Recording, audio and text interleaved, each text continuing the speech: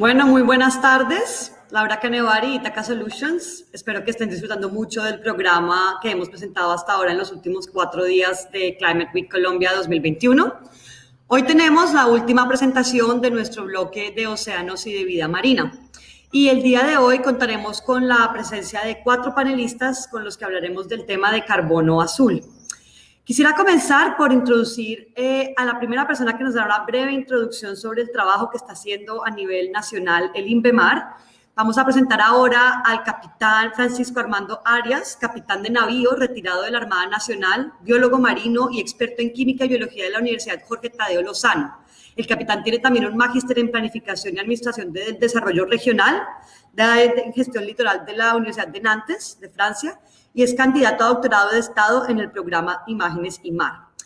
El capitán se desempeña como director del Instituto de Investigaciones Marinas y Costeras José Benito Vives de Andrés, el INVEMAR, desde el año 1995, el cual se ha perfilado como la entidad de investigación marina más importante en Colombia y una de las más reconocidas en toda Latinoamérica. El capitán Arias también hace parte del Grupo Ejecutivo de Planificación de la Década por los Océanos. Capitán, un gusto tenerlo con nosotros el día de hoy. Muchas gracias por su participación. ¿Nos escucha? Sí, Laura, ya. Muchas gracias. Muy amable. Muchas gracias. Bueno, para dar clausura a este bloque de temas marinos, hemos escogido el tema, digamos, más novedoso, ¿no? Que es el tema del carbono azul.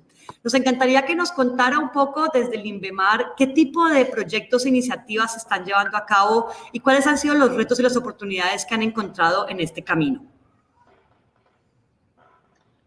Bueno, Laura, primero muchas gracias por la invitación y pues teníamos bastantes temas que presentar de acuerdo con nuestro trabajo, especialmente aquellos relacionados con las respuestas desde el Sistema Nacional Ambiental, desde sus institutos científicos a los problemas de este planeta enfermo que lo hemos enfermado nosotros y que está fiebrado. Pues básicamente pues, es el tema central, los efectos y las respuestas que podemos dar desde Colombia a estos problemas. Pero pues me has pedido que hable de carbono azul y creo que es uno de los temas más apasionantes en los cuales nos hemos involucrado en los últimos años y quiero hacer un muy breve, digamos, contexto de lo que es el carbono azul, porque pienso que muchos no tienen suficientemente clara la información alrededor de este tema, como digo, tan apasionante. Y luego le vamos a dar la palabra a Ani Paola Zamora, una de nuestras jóvenes investigadoras, mujeres en la ciencia, una cosa de la cual el Instituto vive orgulloso de ese aporte de las mujeres en la ciencia en nuestra actividad científica y que ha estado al frente de varios proyectos y nos contará acerca de uno en particular en la costa del Caribe colombiano. Bueno, el carbono azul es conocida como esa capacidad que tienen los ecosistemas marinos para atrapar carbono y contribuir desde la mitigación, desde el concepto de mitigación del cambio climático como depósitos de carbono. Y en esto, básicamente, los ecosistemas clave son aquellos de las aguas tropicales, de las costas tropicales, como los manglares, las praderas de fanerógamas, las marismas, y un poco menos otros ecosistemas que se presentan en los sistemas templados y a lo largo del planeta. Y aquí, digamos, centro mi intervención en lo que siempre fue un escepticismo del concepto de mitigación de la capacidad de los ecosistemas marinos para atrapar carbono y para retener. Casi todo el esfuerzo de mitigación y todas las estrategias que se derivaron de ahí, por ejemplo, del protocolo de Kioto, se enfocaron en los ecosistemas terrestres.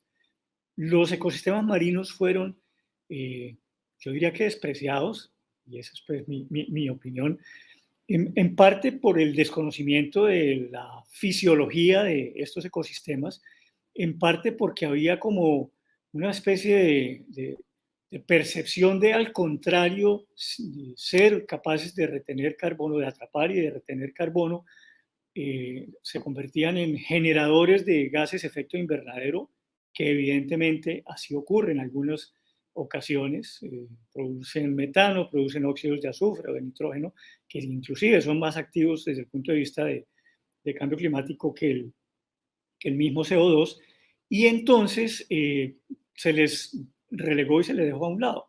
Pero los investigadores de ciencias del mar, me incluyo dentro de ellos, siempre creímos que los ecosistemas marino-costeros tenían un potencial muy interesante, entre otras porque el ciclo del carbono en los ecosistemas marinos lleva casi que toda esa capacidad de captura a lo que pudiéramos llamar la mineralización del carbono atmosférico.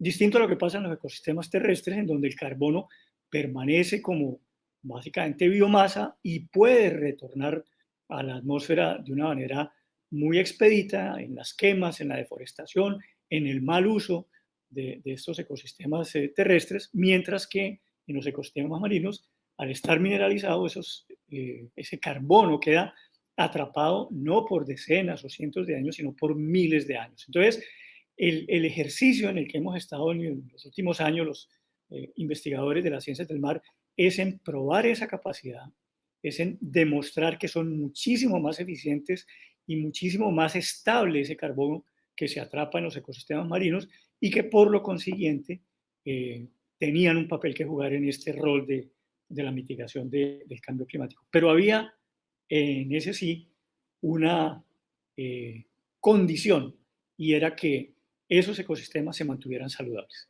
Cuando no están saludables, sí son productores de gases de efecto invernadero, como mencioné, metano, óxidos de azufre, de nitrógeno, etcétera. Y entonces de ahí el reto, primero, de mostrar que estos ecosistemas eran efectivamente unos buenos secuestradores de carbono y retenedores de ese carbono, pero también la urgencia de conservarlos y de mantenerlos saludables para que siguieran funcionando ahí.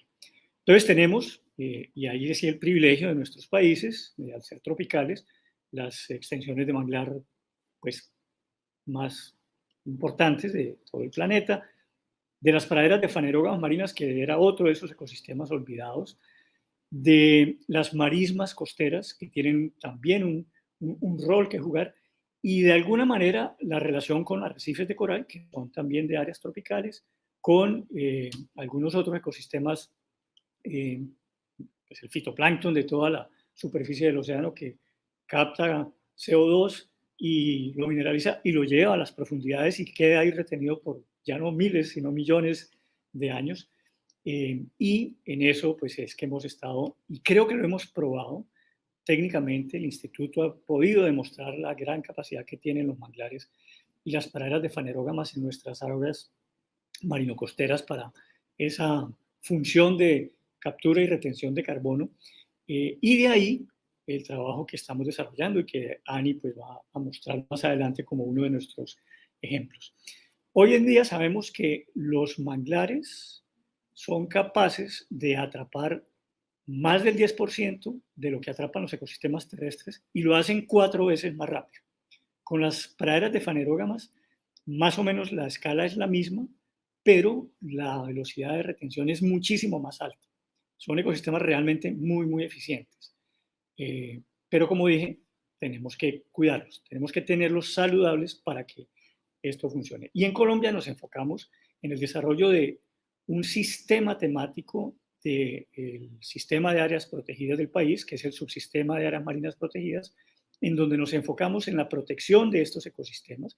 Había unos compromisos internacionales alrededor de los cuales, en teoría, el 2020, por lo menos el 10-12% de nuestras, o de las áreas de los países ribereños tenían que estar bajo figuras de conservación. Colombia cumplió anticipadamente, llegamos al casi 15%, y ya hicimos una apuesta al 2030 de que el 30% de nuestras áreas marinas, submarinas y costeras estén bajo figuras de conservación.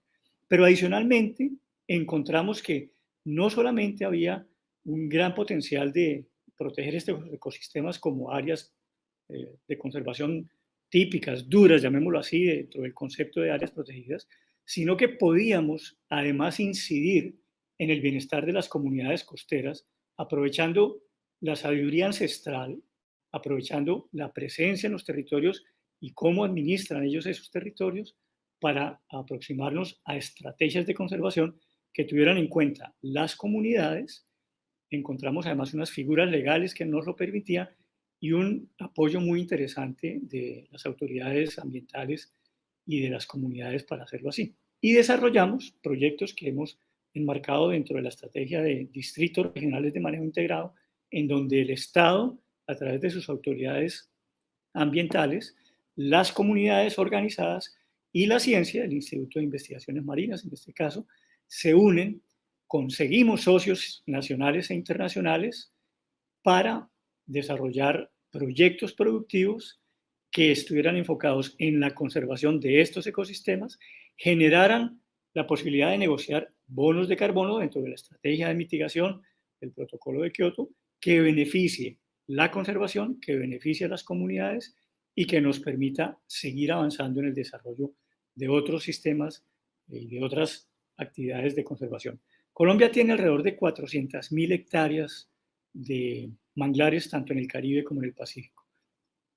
Praderas de fanerógamas, apenas 43.000 hectáreas, solamente en el Caribe, por el tipo de ecosistema que son las praderas de fanerógamas. De ahí el reto tan interesante que tenemos de protección, porque apenas, como dije, tenemos el 15% de estas áreas en alguna figura de conservación. Ahí creo que hay un enorme potencial para generar bienestar, posibilidades económicas, estrategias distintas de administrar el territorio marino costero, muy enfocados en lo que llamamos el mejoramiento de las condiciones de vida de las comunidades y hacernos partícipe de una estrategia que el planeta necesita, indudablemente, y traer a la visión universal de la importancia de los ecosistemas marinos en este rol de captadores y conservadores de esos excesos de carbono de la atmósfera y, por supuesto, lo derivado en términos de posibilidades y de mejoramiento de condiciones de vida de nuestras comunidades. Entonces, creo que esta sería la introducción. Laura, muchas gracias por la invitación. Yo siempre, al final, tengo que poner una propaganda acerca del decenio de las Naciones Unidas y de las ciencias oceánicas para el desarrollo sostenible, del cual he tenido la oportunidad de participar en su planificación, e invitarlos a que se vinculen, a que respondan a los llamados a la acción, en donde tenemos temas realmente interesantes, jóvenes y mujeres por la ciencia, los temas de inventarios de biodiversidad, algo que el planeta no tiene, y por supuesto los retos en términos de protección, de conservación y de prevención de la contaminación en nuestros mares, incluyendo todo lo que tiene que ver derivado de cambio climático, acidificación de los océanos, temperatura, aumento de nivel del mar y por supuesto plásticos, hidrocarburos y todas estas otras prácticas que están llevando, yo creo que hacia el desastre ambiental más importante de nuestra historia, que es la pérdida de la capacidad de resiliencia que tienen los océanos para la estabilidad ambiental del planeta mal llamado Tierra. Muchísimas gracias, capitán, y muchas gracias por toda la labor que lleva a cabo el INVEMAR bajo su dirección, que nos ha llevado a conocer realmente la riqueza que a veces tendemos a olvidar, ¿no?, de nuestros mares y nuestras zonas costeras. Vamos ahora a subir en plataforma a nuestros panelistas que vamos a tener el día de hoy. Como ya lo mencionaba el capitán Aria, tenemos a Ani Paola Zamora, del INVEMAR. Ella es economista y tiene una maestría en Ciencias en Manejo Integrado Costero de la Universidad del Magdalena. Es la jefe de la línea de Cambio Global y Política Marina de la Coordinación de Investigación e Información para la Gestión Costera del INVEMAR. Ani tiene más de 14 años de experiencia en investigación relacionada con ordenamiento y planificación marino-costera, gestión de áreas marinas protegidas, gobernanza y adaptación y mitigación al cambio climático basado en ecosistemas marinos y costeros, y ha apoyado en la ejecución de diferentes proyectos nacionales e internacionales que contribuyen a la gestión marino-costera del país.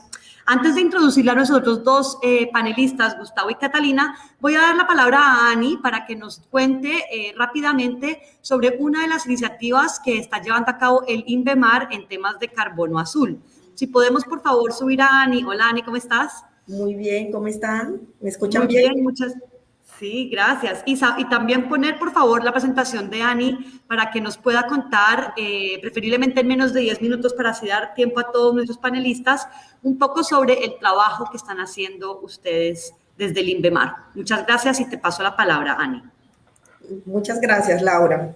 Bueno, yo les voy a contar nuestra experiencia de trabajo en el proyecto Carbono Azul llamado Vida Manglar, que es un proyecto que tiene una historia, es un proyecto que no nace de último momento, sino que trae una historia de trabajo que inició con el proyecto que se llamó Diseño e Implementación del Subsistema de Áreas Marinas Protegidas, un proyecto que motivó la generación de información científica, línea base para entender la función de los manglares frente a ese rol al cambio climático. A partir de ese ejercicio que se hizo con el subsistema, se empezó a mirar alternativas para poder incluir el tema de carbono azul en estrategias de mercado, como es bajo los estándares Plan Vivo. Allí hicimos todo un proceso de trabajo con las comunidades, de incorporar sus saberes, de establecer acuerdos de trabajo con las comunidades. Sin embargo, debido a la relevancia del tema y a los avances científicos que se tuvieron en el proceso, fue necesario iniciar un proceso de certificación del área con el estándar Verra, que es un estándar más robusto con mayor reconocimiento a nivel internacional, y es allí donde iniciamos todo el proceso de certificar el Golfo de Morrosquillo como la zona vida manglar. En ese proceso participaron otras entidades que vinieron dando apoyo para poder consolidar lo que hoy es Vida Manglar. Entonces, un reconocimiento especial también a la Unión Europea. El INVEMAR, en asocio con la Fundación Natura y la Unión Europea, generaron aportes, igual que otras entidades como Conservación Internacional, la Fundación Omacha, las corporaciones autónomas regionales de Córdoba y Sucre, más las comunidades locales que hicieron realidad este proyecto que hoy se conoce como Vida Manglar. Adelante. Estas son las entidades que han participado en todo el proceso. Dentro de las entidades vale la pena resaltar a esas 14 asociaciones de mangleros que conforman más de 400 familias que son las beneficiarias directas de este proyecto. Adelante. El proyecto es un proyecto que se inició y se pensó inicialmente para el Distrito Regional de Manejo Integrado Cispata, La Balsa y Tinajones, que es un área marina protegida regional de jurisdicción de la Corporación Autónoma Regional de Córdoba. Sin embargo, en el proceso de consolidación del diseño del proyecto y teniendo en cuenta la conectividad que tienen estos ecosistemas de manglar en el Golfo, se sumaron las otras áreas marinas protegidas de la región, como son la Caimanera y el Parque Regional Guacamayas. En estos momentos tenemos validada la información o toda la línea base para el DRM y Cispata y estamos en proceso de consolidar la información en esta segunda instancia de estas nuevas dos áreas que entraron al proceso. Adelante. El objetivo del proyecto es reducir las emisiones de gases de efecto invernadero por medio del establecimiento de actividades de conservación, restauración, promoción de alternativas productivas para esas comunidades que dependen directamente del ecosistema de manglar, contribuyendo además con la gestión de las áreas protegidas. O sea, el proyecto nace como una estrategia de sostenibilidad financiera para estas áreas. El proyecto tiene una duración de 30 años, adelante, y tiene 4 líneas estratégicas importantes. Una es fortalecimiento de la gobernanza, y aquí está todo el tema de generar capacidades locales, de generar acuerdos de conservación, de crear canales de comunicación efectivos con las comunidades y, por supuesto, todo lo que tiene que ver con la gestión de recursos compartidos. Está todo el tema de proyectos productivos alternativos. Entonces, en el manglar tiene asociadas otras actividades como la apicultura, la pesca, los temas de aviturismo, ecoturismo, y con base en esta línea se requieren fortalecer estos procesos. Adicionalmente, que estas comunidades, por tener una fuerte influencia del río Sinú, también desarrollan huertas caseras, que es otra de las líneas de trabajo. Está el tema de recuperación y rehabilitación de áreas de manglar, pues es el foco principal del proyecto. El proyecto busca evitar la degradación y la deforestación de estas áreas y por lo tanto el tema de restauración, el tema de recuperación es un elemento fundamental. ¿A través de qué? A través de limpieza y mantenimientos de caños, a través de acuerdos de conservación con ganaderos, que son los principales tensores que se pueden decir afectan la conservación de estos manglares. Y por último está el monitoreo y control basado en un monitoreo participativo y en poder cuantificar esos beneficios que tiene la conservación del área en términos de biodiversidad, en términos de comunidades, pero también en términos de las condiciones del clima, de que garanticemos que el stock de carbono se quede allí almacenado. Siguiente.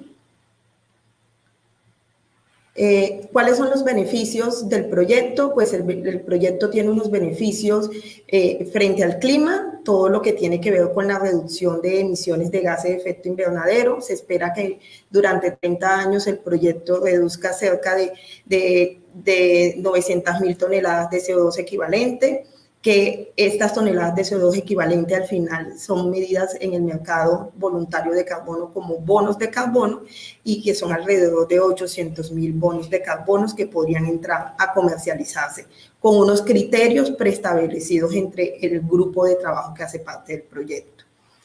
Como les decía, el proyecto tiene una duración de 30 años, la fecha de inicio del proyecto es del 15 de mayo del 2015. Aquí vale la pena resaltar un elemento importante y es que aunque el proyecto se certificó en el año 2021, logramos la certificación, logramos demostrar con las acciones anteriores, con las acciones anticipadas que se hicieron en la zona, que el proyecto estaba generando beneficios para el clima desde el 2015.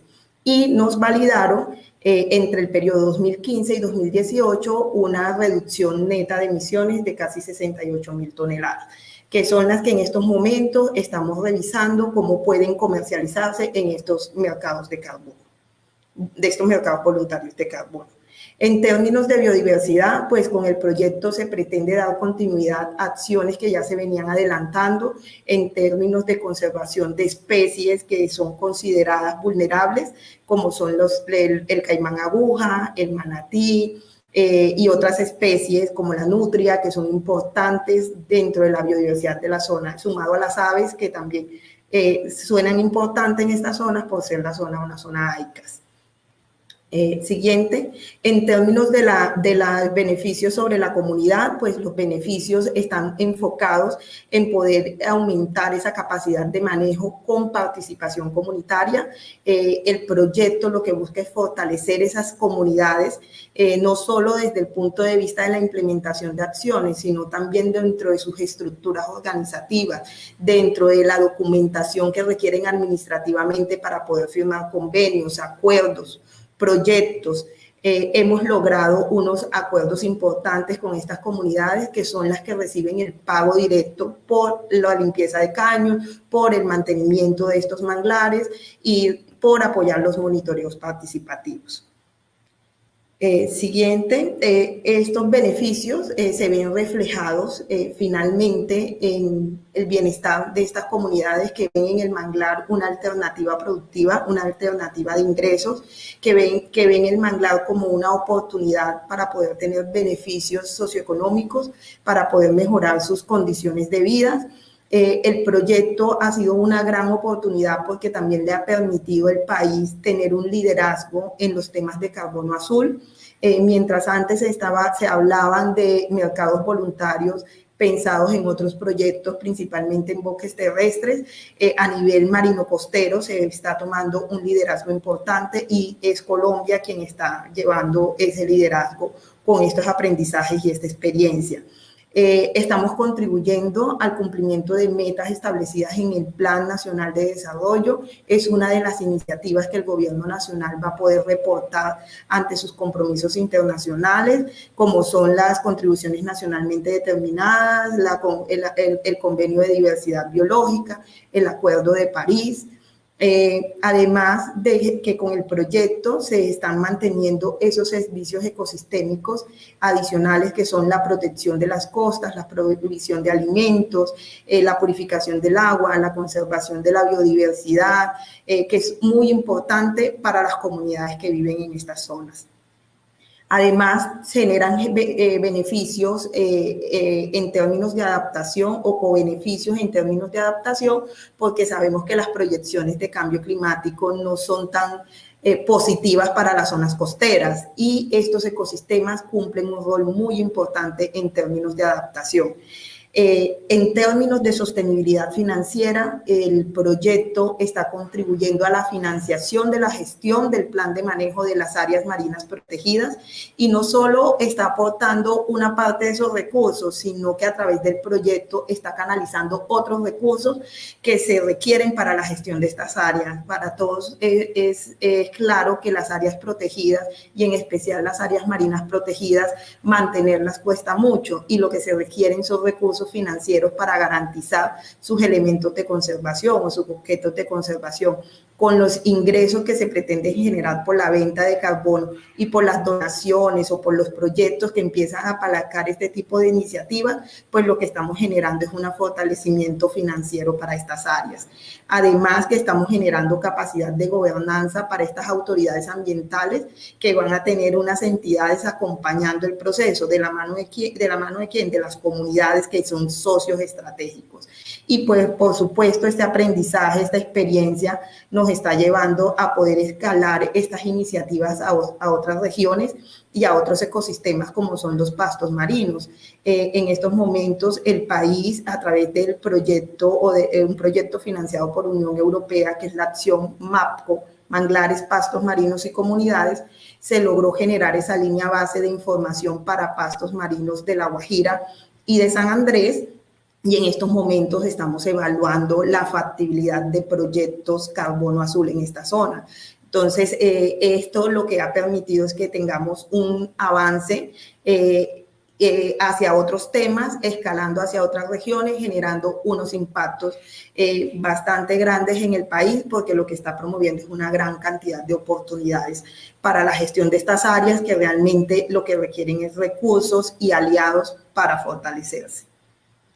Quiero dar un agradecimiento especial a este proceso, a todas las entidades que hacen parte de Vida Manglar y que, aunque en estos momentos tenemos unas entidades socias trabajando por Vida Manglar, como les decía, es un proceso que viene históricamente, de años de trabajo, de años de consolidación, de gobernanza, de trabajo con las comunidades y que ahorita se está viendo materializado en una iniciativa que lo que busca es darle sostenibilidad a largo plazo en los próximos años.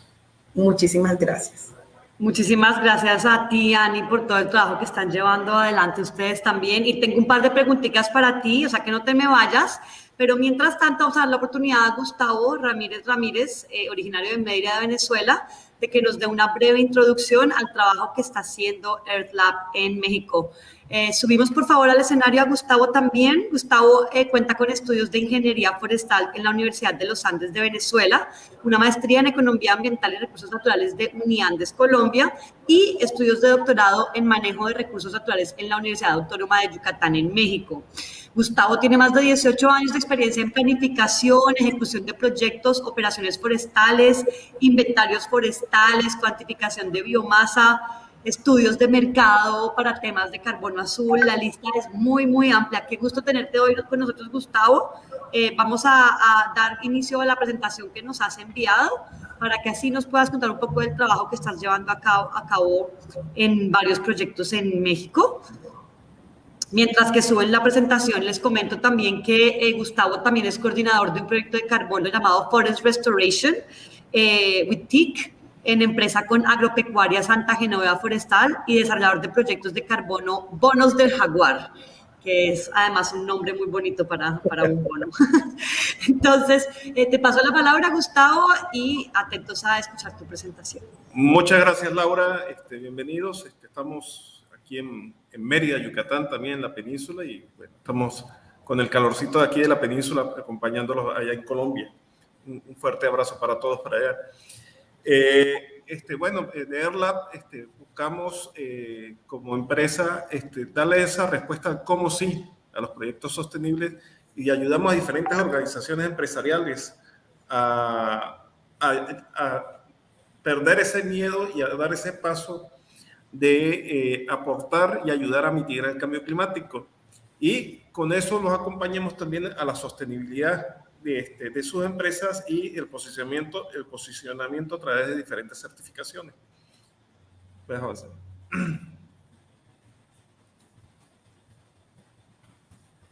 ¿Quieres que pasemos la diapositiva? Sí, por favor. Ya, pasemos la diapositiva, eso. Sí, esta no se ve. Ok. De AirLab, nosotros trabajamos principalmente bajo un principio. Escuchamos, integramos y desarrollamos en conjunto para mitigar. Tenemos diferentes áreas, trabajamos desde el punto de vista de ciudades y de medio físico. La parte geográfica forestal, que es la parte que nosotros trabajamos principalmente para la parte de desarrollo de proyectos de carbono. Está la parte corporativa, la de equidad de género y la de financiamiento verde a través de los bonos de carbono. Aquí tenemos una alianza con el Banco Mestizo, que es una plataforma que estamos trabajando para la colocación de bonos de carbono en el mercado internacional, y pues estamos también ayudando a que las comunidades rurales puedan tener la transparencia y cumplir con las salvaguardas sociales que requiere cada proyecto para el desarrollo de estos proyectos de carbono.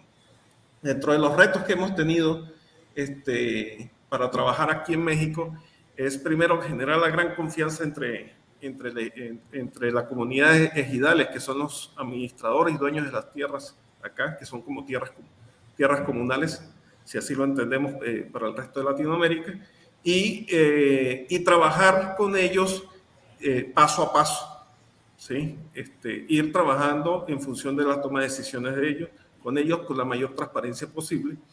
Y hemos tenido retos fundamentales por ejemplo, el COVID se convirtió en un problema, se nos murieron muchos líderes comunales que son proactivos, eran personas que aportaban mucho para la conservación de los ecosistemas de la península. Y principalmente en el caso de CISAL, que más adelante voy a detallar, pues lamentablemente se nos murieron 6 miembros de la comunidad, 2 líderes que hacen conservación en el sitio. Entonces sí ha sido todo un reto el tema del COVID. Y por otro lado, se han creado muchas oportunidades porque los proyectos de carbono y principalmente los de manglares generan un apetito a nivel internacional, tanto de inversionistas como de organizaciones que están interesados en ayudar a la conservación de estos ecosistemas. Y lo que decía el capitán anteriormente, definitivamente los ecosistemas de manglares y los ecosistemas marinos son quizás los más importantes hoy en día para la mitigación del cambio climático, y estamos buscando la manera de que estos esfuerzos de conservación sean reconocidos a través de mecanismos del mercado, como el mercado voluntario de carbono. Entonces, buscamos la mayor transparencia posible, el que haya una equidad en la distribución de los ingresos con las comunidades. En el caso de CISAL, si quieres podemos avanzar a la siguiente lámina. ¿Sí? Este caso es un proyecto que ahorita está en consulta pública en Berra. Uno de los primeros retos fue definitivamente definir bajo qué casa registradora se debía presentar el proyecto, y dentro de la definición de casa registradora escoger bien la metodología para el desarrollo del mismo. Y bueno, pues la participación de las comunidades en forma muy activa en las actividades de levantamiento de línea base y en las actividades de monitoreo ha sido fundamental para nosotros. Una de las cosas que nos han permitido es que con este proyecto y como símbolo, bandera, el símbolo del jaguar, como área de conservación, pues, teniendo aquí en este ejido que es tan pequeñito, apenas 5.060 hectáreas, 7 familias reportadas en el 2015 de familia de jaguar, genera un plus adicional. Es un manglar de cuenca, ¿sí? que al mismo tiempo forma parte de un ecotono y tiene alrededor de 105 ojos de aguas en el área de restauración que se está usando para la cuantificación de los bonos de carbono. Son, en este caso, remociones de carbono, porque ha presentado una característica de crecimiento y de avance de restauración pasiva del manglar.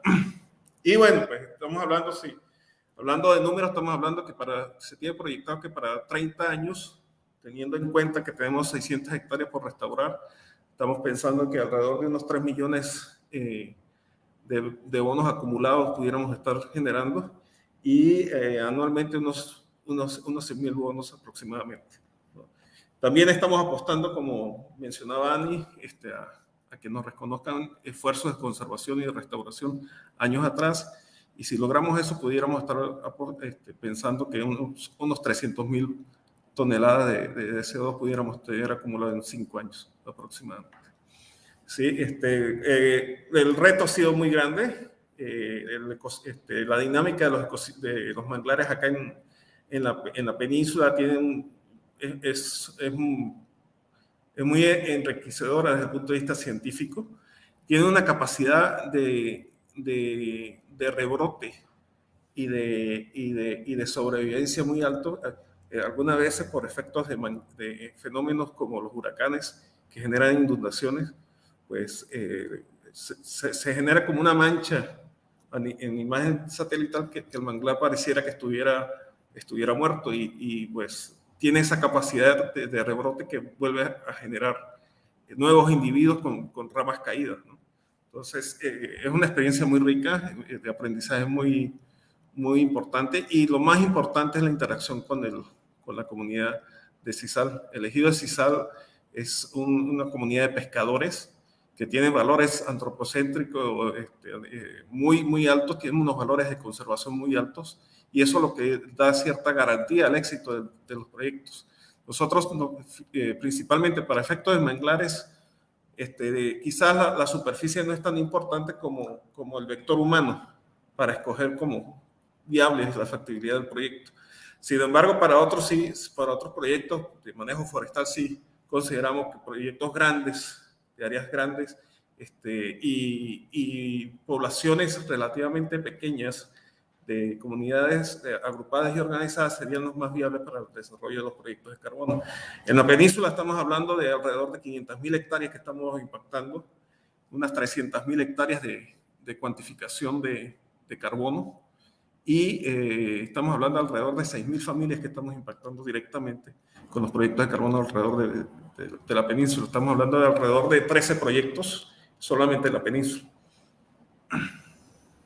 Fantástico. Muchísimas gracias, Gustavo, y me encanta esa imagen. Ojalá la pudiera tener de fondo de pantalla.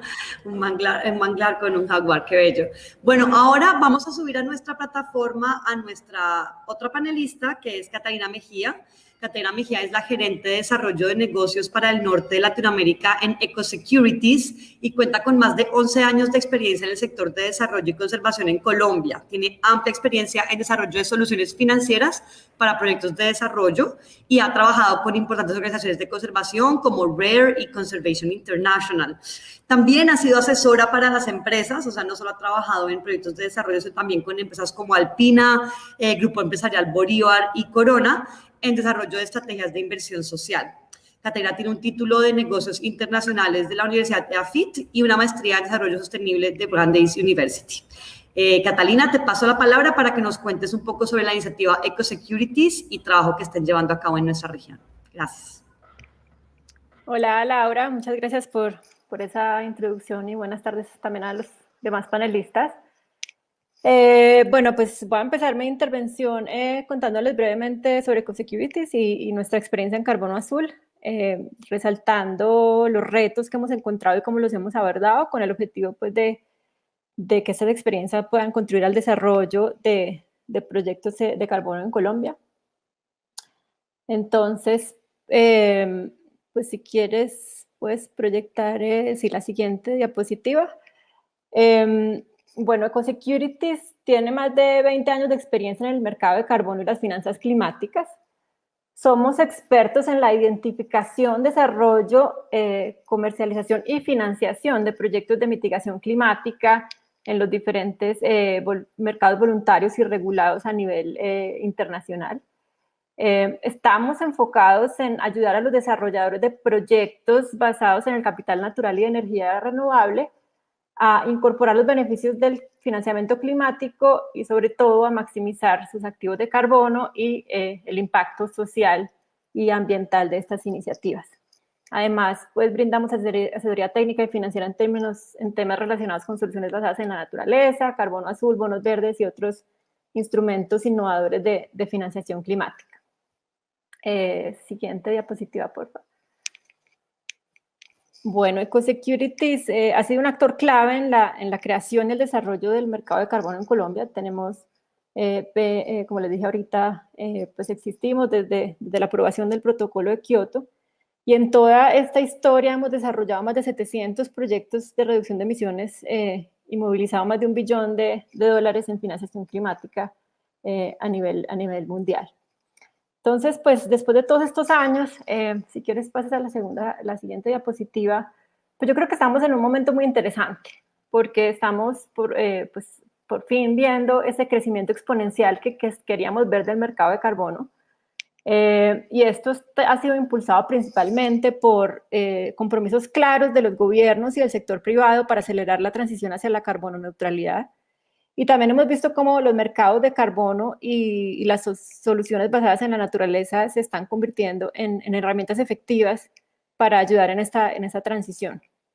Entonces, esto ha generado una demanda muy importante de este tipo de proyectos en el mercado voluntario de carbono, por lo que nos hemos enfocado desde Ecosecurities en direccionar recursos técnicos y financieros para el desarrollo de proyectos a escala con alto impacto social y ambiental, como es el caso de los proyectos de carbono azul.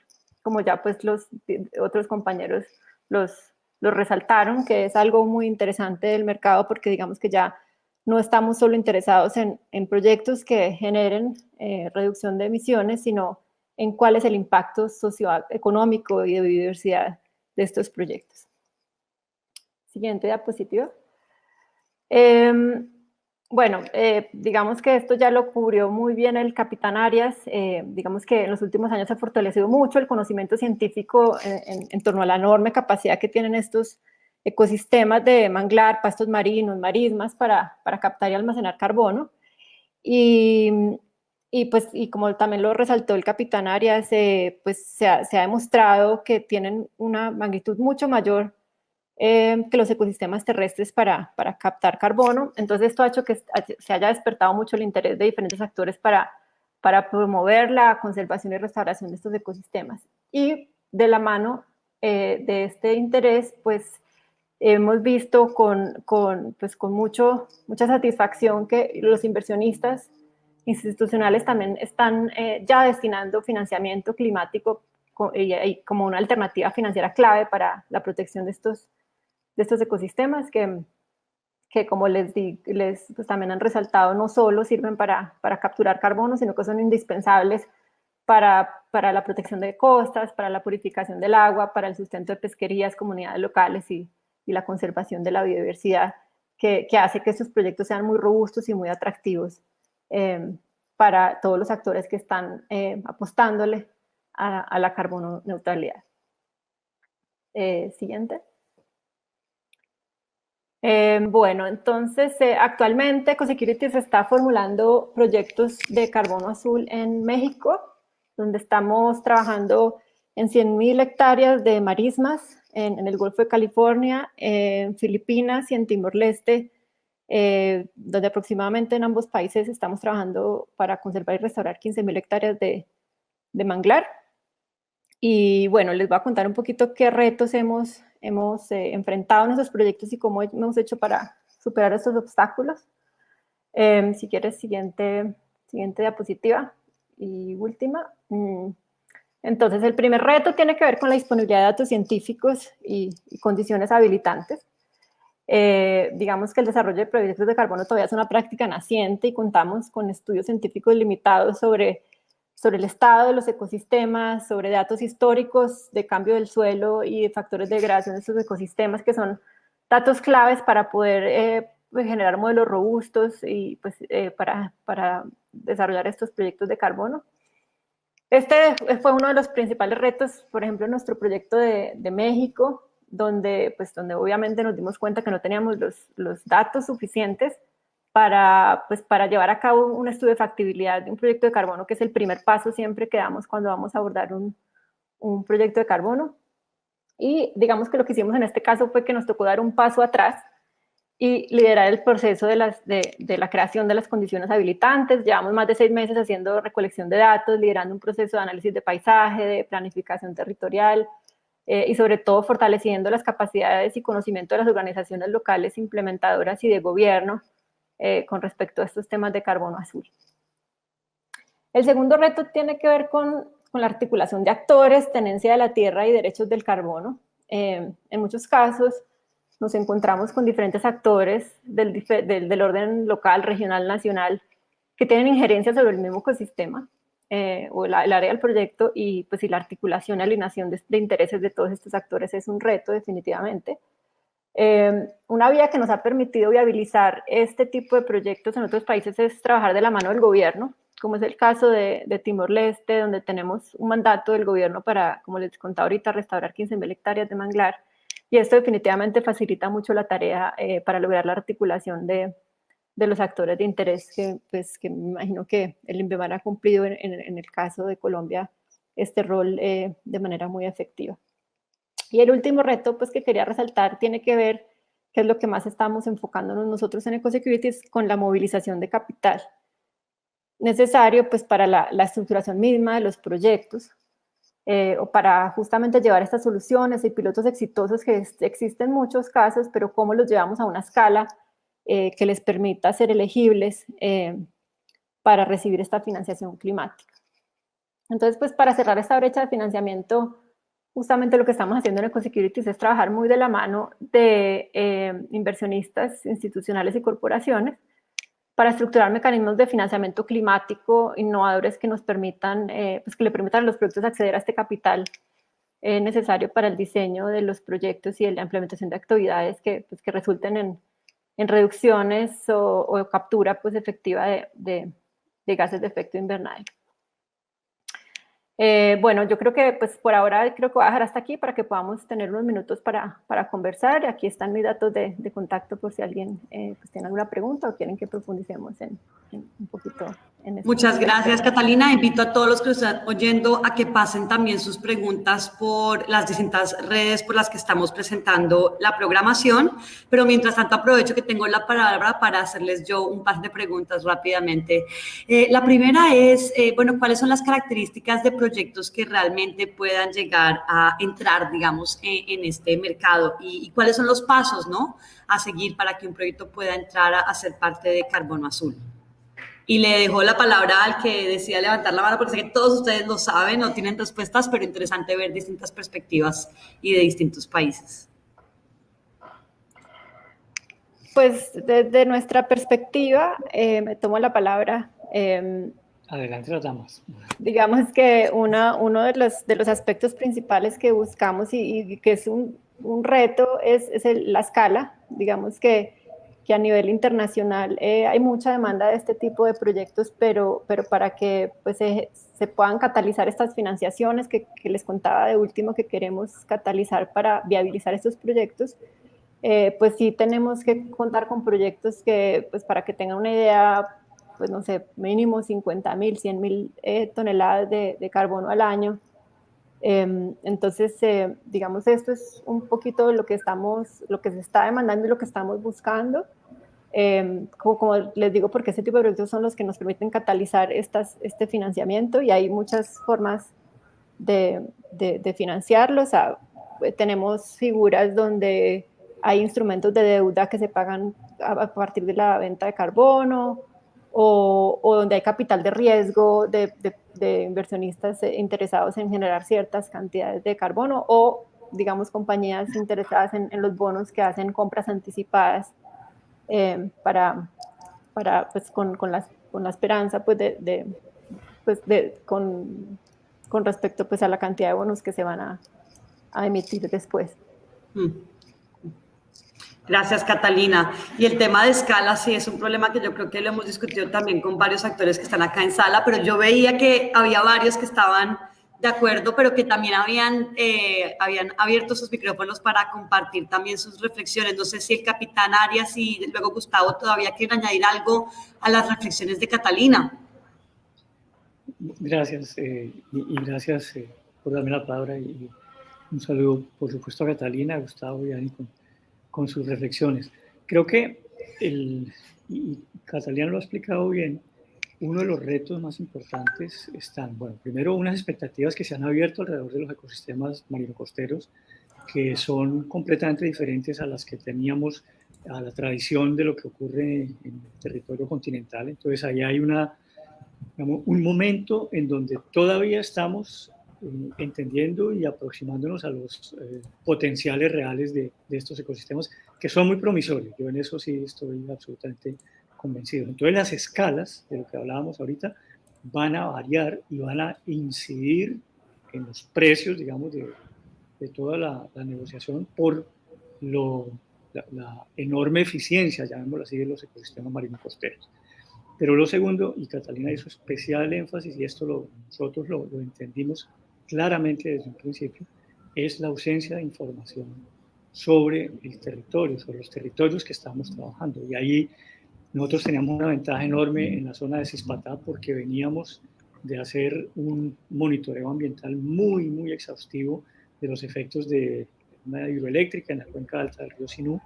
Durante casi 20 años veníamos investigando la zona, viendo la evolución de los sistemas, cómo las interrelaciones entre las actividades productivas clásicas de la región, agricultura, ganadería, las presiones que se empezaron a dar con los temas de portuarios o de turismo que estaban reduciendo o destruyendo ecosistemas, nos permitió tener una base de conocimiento muy, muy, muy buena, de altísima calidad, que sirvió para abordar el proceso. Pero creo que todos lo reconocemos, la necesidad de unas historias de conocimiento muy largas son clave en este proceso. Y ahí entra algo que nosotros hemos reconocido y que hemos tratado de incorporar, creo que efectivamente es conocimiento tradicional, la información que tienen las comunidades en el territorio, que traducida, digamos, convenientemente al modelo de información que, pues, digamos, la ciencia occidental tiene como estándar, es clave. Y eso necesita un esfuerzo y una validación, en donde yo creo que también es un reto clave para incorporar al ejercicio. Muchísimas gracias, capitán. Ani y sí, Gustavo. Yo quiero complementar ahí una parte para darle continuidad a la idea del capitán también, y es que dentro de las condiciones habilitantes necesitamos esos socios locales, porque podemos diseñar un buen proyecto con una muy buena información, pero si no tenemos esos socios locales comprometidos con el proceso, pues el proyecto no va a dar resultados. Entonces ese es un elemento muy importante, y el capitán mencionó algo muy importante, y son esos saberes tradicionales. O sea, cómo incorporo a estos actores locales con sus saberes en esas prácticas científicas que iniciamos. Entonces ellos ayudan en el proceso de monitoreo, ellos ayudan en el proceso de toma de información, ellos ayudan con identificar esas estrategias de manejo, y pues al ellos ser parte, al iniciar en todo ese proceso, pues entienden el proyecto y dan garantías de que se pueda mantener en el tiempo. Entonces es otro elemento clave dentro de la factibilidad. De si yo quiero evaluar la factibilidad de un proyecto, eso si no tengo de la mano a esos socios locales, pues el proyecto puede que no sea tan viable a largo plazo. Sí. Perfecto, muchas gracias, Gustavo. Totalmente de acuerdo con todo el panel. Por ejemplo, nosotros tuvimos que apoyarnos en 4 instituciones de investigación, una universidad, 2 universidades, 2 centros de investigación para poder recoger la información científica, para poder darle soporte técnico al proyecto. Y la otra parte es la gobernanza. Sin gobernanza no tenemos nada, porque uno como desarrollador, como técnico, va por un lado, y el que está actuando para generar los bonos que es la comunidad que está en el sitio. Si va en el sentido contrario, pues se pierde toda la base fundamental del proyecto.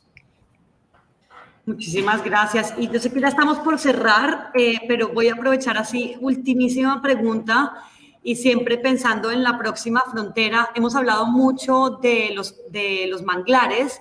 Me gustaría pensar qué opinan las entidades que están acá sobre avances para incorporar créditos de carbono azul en otros sumideros de carbono costero marinos, como por ejemplo los pastos marinos u otros. ¿Qué oportunidades ven ustedes que se estén avanzando en el tema?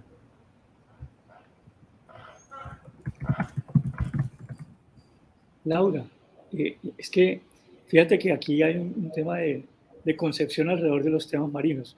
Cuando uno habla en los temas terrestres, habla de superficie. En los temas marinos debemos hablar de volumen. Es una dimensión adicional. Entonces, de ahí, primero, la complejidad de entender y de aproximarse a esto. Y lo segundo, de que hay que cambiar la percepción de escala y de dimensión. Y ahí es donde entran de las relaciones funcionales entre los distintos ecosistemas costeros, manglares, raíces de manglares, praderas de fanerógamas, la laguna arrecifal normalmente asociada a estos sistemas en nuestras aguas tropicales, y ahí entonces es donde tenemos que casi que cambiar el chip de cómo abordamos la concepción ya no de superficie, sino de volumen. Fantástico.